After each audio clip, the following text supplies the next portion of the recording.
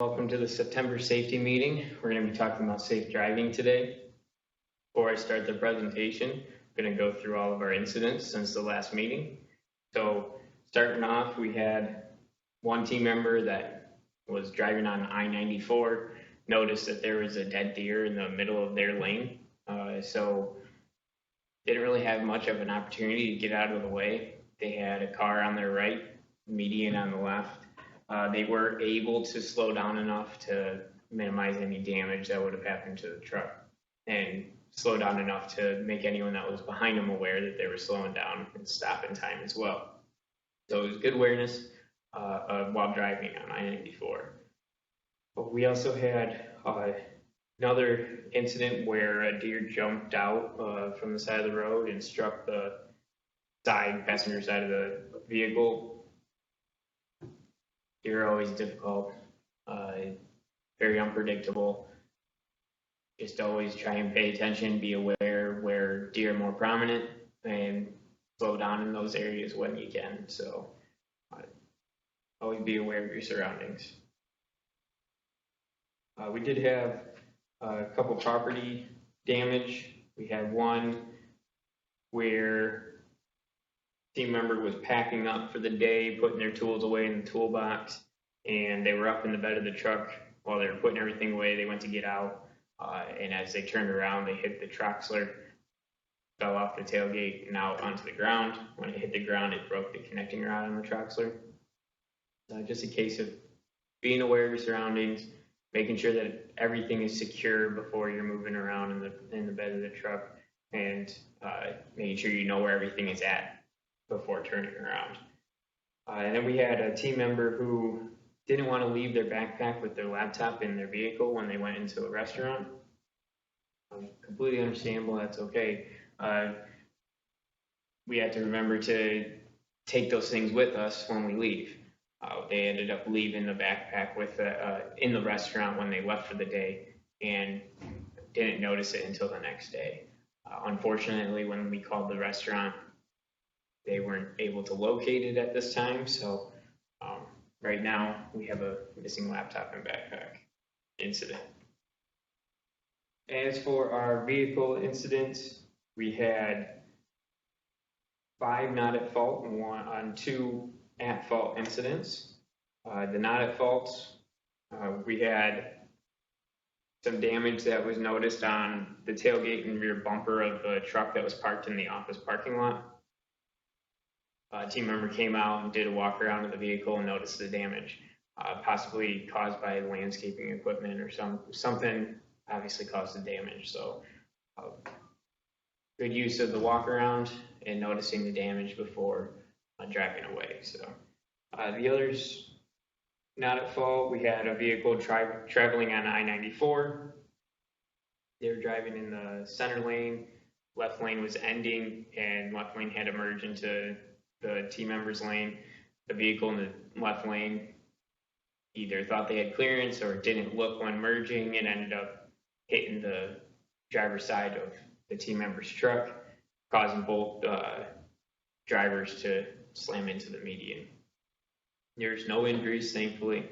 This is a good case of situational awareness, knowing what's going on around you when you have to merge. Obviously, our driver was put in a bad position where they may not have been able to move over, may not have seen the other vehicle needing to merge or trying to merge until it was too late. So just always making sure, knowing your surroundings, always have your head on a swivel, especially when you have to merge on the highways up here, or anywhere for that matter. We did have another not at fault. One of our team members returned to the truck after completing some testing on the site.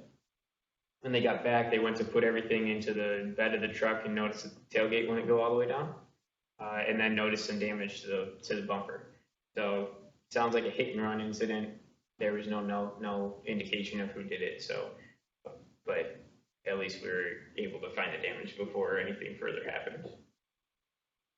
We also had one team member who was traveling on 275. Traffic slowed down and got a little bit heavier, and they ended up getting rear-ended. Rear-end incidents are always difficult to really discuss what you should and shouldn't do in those situations, because the person behind you could have been distracted. You could have been driving perfectly and someone still rear ends you. It's just a kind of a unfortunate situation. Things we can suggest, especially in heavier traffic, make sure you leave enough space, slow down earlier, pay attention to everything going on around you, and trying to uh, increase that stopping distance so there's no abrupt stopping that could cause a rear end incident. And then we had a couple at faults. We did have a team member that was leaving the site and ended up backing up into one of the other contractor's trucks. So, case of making sure that you do your walk around when you get to the vehicle, make sure that you have enough clearance around your vehicle when backing or pulling out of a parking space. And if there's poor visibility, either get a spotter that can help you or clear off mirrors and windows so that you can see everything around you. And then the last incident we had was a team member that was turning left out of a driveway, and heavy traffic, the vehicle in the curb lane stopped to let our team member turn left, and the team member started to go, and unfortunately the vehicle in the second lane there did not stop. Team member was unable to see that vehicle due to the traffic and ended up causing a collision. It's always difficult for me because I try not to do this in any way. I try not to wave people through. I don't really like going when someone waves me through, just because I've had my sister actually did this in one of my vehicles and ended up totaling my vehicle, and our youngest sister was in the passenger seat and they got T-boned. She got a pretty nasty concussion from that incident, but it was one of those cases where she was turning, the person decided to stop and let her through. Unfortunately, there was someone further back that was impatient and whipped out into the curb lane and tried to drive up, and they weren't able to stop in time and collided with my sister's vehicle. And this is one of those cases where if you do accept someone stopping for you, you want to make sure that you inch out, stop again, and make sure everything is clear before proceeding forward. So always pay attention, be aware of your surroundings. So those were our incidents for this month, or since the last meeting. If you have any questions about any of them or have any comments, feel free to contact myself or Mark Holloway or send something to Safety Help. But at this time, I'm going to get into this month's presentation, which we're going to be talking about safe driving. So there's a few sections. We'll start off with safe driving practices. So you may have heard us use this acronym quite a few times, or remember SPACE. S is for speed.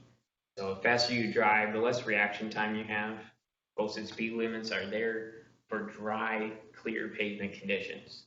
Any changes in the conditions, you may need to adjust your speed and slow down.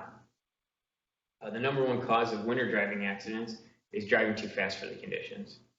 And that can go the same for heavy rain conditions as well. Adjust your speed to allow for greater stopping distance on roads impacted with snow, ice, and water. So always be aware of what the weather is going to be like. Give yourself extra time in the winter, especially, to get to where you need to go and get there on time. These are patience. Patience and can save lives, limbs, and projects a positive professional image of you and SME. Remember, you're out there driving a billboard, so have patience, drive safely, keep your emotions under control, don't allow the actions of others to cause you to act recklessly or unprofessionally. Drive around, there's a million idiots out there, so you're going to expect to encounter someone that's going to drive erratically or drive like an idiot now and again. And the A is for awareness. I've said it a couple times throughout the providing the incident report. I use the word all the time when talking about any safety related topic, but awareness is very important, especially in driving. You need to have awareness of the other vehicles and your driving environment. Don't rely on the driver in front of you to stop in time or know where they're going. Pay attention to the lights. You can't predict their actions, especially if they're distracted as well. You can't predict what they're going to do or where they're going to go. You want to always stay alert and ready for sudden stops by the vehicle in front of you. Make sure you keep a safe distance. If you can, pay attention to traffic 10 vehicle lengths ahead. That way you can see if someone is braking ahead, and if the vehicle in front of you isn't, it may be that they're distracted, and you need to make sure that you provide enough space and slow down in a timely manner. Always be alert and aware of what's going on all around you, not just what's happening directly ahead. Make sure that you are always paying attention to who's next to you, in the lanes next to you, where everyone is going. The C is for concentration. Don't allow yourself to be distracted while driving. We talk about it all the time. We've had the distracted driving meeting this year. Always want to focus on driving when you get behind the wheel, not other tasks or deadlines or appointments.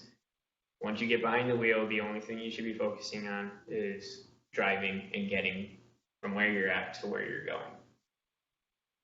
And lastly, E is for exit. You always want to try and leave yourself an out. Sometimes that's obviously difficult in heavy traffic, but always pay attention to where can I go? If there's going to be someone that's potentially going to rear end you, leaving enough space ahead of you to be able to drive forward or maneuver forward quickly. And always expect the unexpected. I'm also going to talk about roundabouts. They're becoming more and more prominent all over Michigan, and they're supposed to help with the flow of traffic, supposed to. But we always need to know how to maneuver through roundabouts. They're supposed to be there to reduce potentially serious crashes because we're not paying attention to a light changing or any abrupt stops or driving and speeding up through a green light, worrying about someone at or stop red light, driving through it, anything like that. And they should reduce the likelihood of a rear end crash as well. So when we're approaching a roundabout, a few things to pay attention to. Number one, you can usually use both lanes to go through the roundabout, but you always want to pay attention. They'll have signs that say which lanes go which way, so always pay attention to those signs and reduce your speed. The posted speed is usually between 15 to 25 miles per hour, and you always want to keep right of the splitter island. A lot of them are starting to have crosswalks, and they'll have lights, flashing lights as well. So you always want to pay attention to what's going on. Pay attention to see if there's any pedestrians in the crosswalk or waiting to cross. They'll have the right of way, and you need to yield for them. Once you do get up and you're ready to enter the roundabout, you'll want to wait for an acceptable gap in the traffic, and then enter the roundabout. Once you're in the roundabout, don't stop unless it's to avoid a collision. Vehicles in the roundabout have the right of way over the entering traffic, and you always want to keep right of the center island and travel counterclockwise. You always want to try and maintain your position relative to other vehicles. Stay to the inside if you entered from the left lane, or stay outside if you entered from the right. And do not overtake other vehicles or bicyclists when you're in the roundabout. When you are ready to exit, and you pass that last exit before the one you want, use your right turn signal and continue to use your right turn signal as you exit and maintain a slow speed. Once you exit from the inside lane, or when you are exiting from the inside lane, always want to make sure that someone didn't change their mind and is going to continue going all the way around the roundabout. So make sure you're paying attention to those leading or adjacent vehicles on the outside that continue to circulate around the roundabout. Discuss some of SME's driving policies. So SME periodically reviews driving records for team members who drive on company business, whether it's in one of our vehicles or your personal vehicle. An SME reserves the right to revoke its authorization for you to drive a company vehicle if you fail to maintain a safe driving record.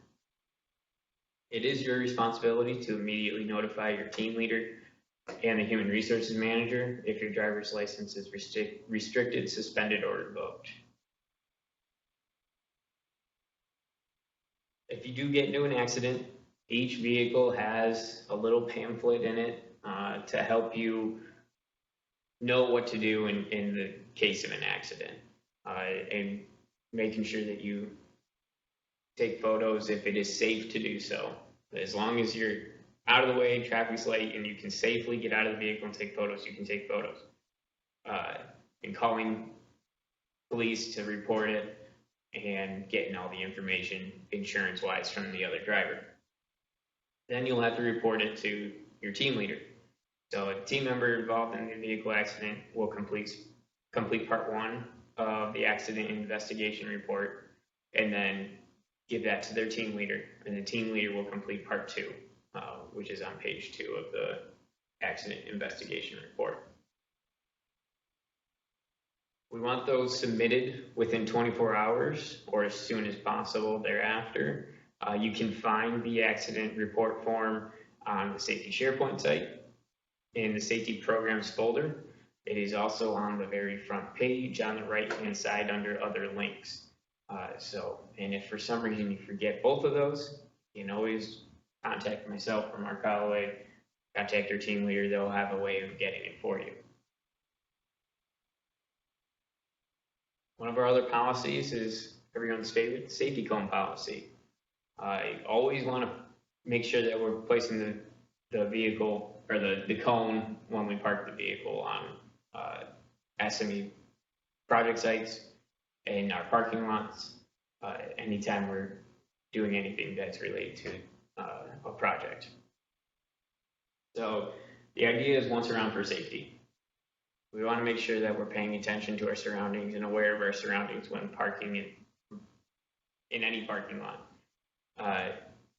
It's also utilized to check the vehicle safety features, making sure that there was no damage while you were parked, making sure that you didn't have a hit and run incident. The cone is there to remind you to do these things. So some things you can check: wipers, wiper fluid, headlights, taillights, brake lights, horn, mirrors, tire pressure, check for any scratches or dents or anything like that. So, but our safety cone policy overall, we would like you and suggest, when possible, to back into any parking spaces.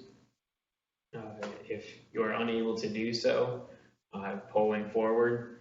Once you have parked safely, you'll take the cone out and do a quick walk around, make sure that you have all the proper clearance. And then if you backed into a parking space, you'll place the cone at the driver's side front bumper. And if you have pulled forward into the parking space, you'll place it at the driver's side rear bumper. Once you come back to the vehicle, you'll do your walk around, pick up the cone, make sure you securely place it back either in the vehicle, in the bed of the truck, wherever it's going to be. Just make sure that it's secure. And then pull out if you have clearance of backing out of your parking space or pulling out of your parking space. The other part of the safety cone policy is the use of the mini cone. So if you've decided to stop for lunch or go to the gas station or need to go to the grocery store and you're in the vehicle, you can use the mini cone if you don't want to lug the big cone out when you park there. The mini cone can be placed on the dashboard, on the steering wheel, on the driver's seat, anywhere that's going to be prominent, so you are reminded to do the walk around, make sure you have proper clearance before pulling or backing out of the parking space. One thing to remember with the safety cone, and I see this a lot, once you've completed it, The safety cone needs to be stored in a safe location. It should not be sitting on your dashboard when you're driving around. Once a vehicle is in motion, it needs to be stored away. If it remains on your dashboard, it becomes a projectile. If you were to get in an accident, and those little cones, they have some meat behind them, I'm pretty sure they could cause some damage if it was moving around in your vehicle when when there was an accident. Also, other little things that I was thinking about when I was thinking about adding the mini cone part of this presentation. Papers, hats, other things that you may leave out on your dashboard, may be a good idea to put those on a seat or put them safely somewhere else, just because they may not cause any damage to you if you got in an accident, but you're turning, those things slide easily on the dashboard. You may be more inclined to reach over and try and stop them from falling, so they become a distraction. And if you have enough, it can cause poor visibility as well. So try and keep the dashboard as clean as possible while you're driving and while the vehicle is in motion. Other things to remember, make sure you know whether or not the vehicle is equipped with ABS. Notify your team leader immediately if you identify a problem with the vehicle's condition in any way. That way we can send it out and get it fixed. When you're driving on company business, SME team members and passengers need to wear the seatbelts at all times. You need to comply with posted speed limits and obey all traffic regulations all the time. Make sure that you understand where you're driving at, what the traffic regulations are within that state, and make sure you understand what the posted speed limits are. Big thing, I hear it all the time. Driving up here in Michigan, highways are 70 miles per hour. As soon as you hit that Ohio border, they drop down to 60, 65 miles per hour, depending on where you're at. So always pay attention. Make sure you know what the speed limit is wherever you're driving. Always want to practice safe driving habits. Whether driving your personal vehicle or an SME vehicle, means use your turn signals. Make sure people behind you know where you're going. Don't tailgate. Keep a safe distance behind others. Maintain visibility. Check your blind spots and your mirrors. Always be paying attention and aware of your surroundings. You also need to stay focused while driving. Avoid distractions. Should not be using your cell phone. Should not be texting while driving. Shouldn't be eating or drinking while driving. Don't read maps or have any kind of notes or directions that you're reading while you're driving. And don't do any shaving, combing, brushing your hair, applying cosmetics, anything like that. When you're driving, you're driving. Driving is the only thing that you should be doing. There obviously have been research on the cognitive studies of our brain not being able to multitask and jumping back and forth while driving. So if you're driving and you start texting, your brain's going to focus on that. You're not going to be paying attention or be aware of what's going on while driving. So you got to be able to do driving only. Can't do both. And it's a major distraction. I see people driving all over the place that get their head down in their lap and watch them swaying back and forth. It's an completely avoidable accident if you just pay attention and put the cell phone away. If you need to use it for directions while driving, set up the directions before you head out. Sit in your vehicle, get the address, turn on the voice commands, set it up so that you can hear it before you pull out of the parking space. Some other closing thoughts. Accidents are our most frequent type of accident. There's a considerable risk of costly equipment damage and serious injury or death in an automobile accident. We've had quite a few major accidents, as you can see from those pictures. Traveling to and from the project site or the office is just one more aspect of our job that requires you to use safe work practices. And we want you to do it for us. We care about your safety. We want you to come into work and leave working the exact same way. But more importantly, do it for your loved ones. Do it for you. Make sure that you're getting where you need to go safely and getting home to see your loved ones safely. So remember, speed, patience, awareness, concentration, and exit. Or remember space. Always want to inspect your vehicle before you use it. Make sure safety features are working properly. Buckle up, obey speed limits, obey the traffic controls, avoid distracted driving at all times. Put those phones away. And remember, safety matters every day. Thank you.